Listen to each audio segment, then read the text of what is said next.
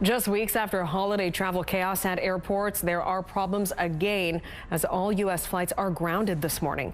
It's said to be due to a major system failure with the Federal Aviation Administration.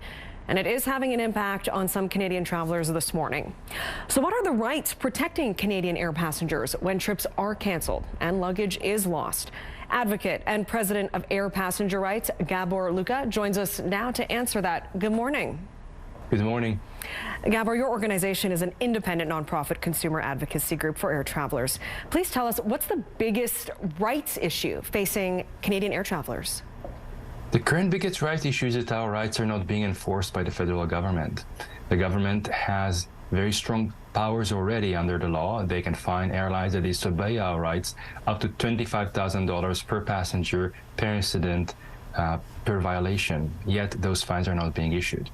Is this why Canadian travelers feel so helpless in dealing with the airlines? A great deal of that flows from that. Other part is that the whole framework is written in such an unclear, vague, and technical, legalistic way that it is very hard, even for judges, to find their way around it. So what changes would you like to see? I understand your organization has created a report that it's now submitted to the House of Commons in an effort to make some positive changes. What do you want passengers to know? We would like Canada's air passenger protection framework to be harmonized with the European gold standard. That means that there is a simple criteria for eligibility to compensation. The default is eligibility, and airline can avoid paying compensation only in extraordinary circumstances, truly extraordinary, not just a maintenance issue with aircraft. We also would like to ensure that airlines have the burden of proof if they want to establish extraordinary circumstances and have that clearly set out in the law.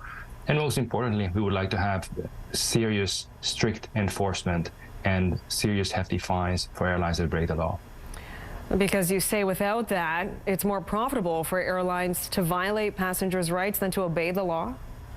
That's right. As it currently stands, when you look at which decision is more profitable for the airlines, it's actually more profitable to disobey the laws, disregard the laws, and occasionally be caught and pay a nominal fine, because overall it is still more cost efficient currently. That must change. So if our country hasn't been tough enough on enforcing passenger rights on the airlines, why are we so behind in this, especially in comparison to passenger rights in Europe, for example?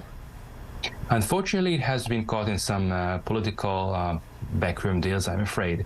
We have been cautioning the government about this for many years. In 2017, when the current framework was introduced, we cautioned the House of Commons Transport Committee, at that time, of course, with Liberal majority, that the proposed framework would double the number of compensations that passengers do not receive. That was actually an underestimate. We see now a far larger backlog, and we see that the framework itself, how poor it is written, how many vaguenesses are in there, how complex it is a barrier to access to justice.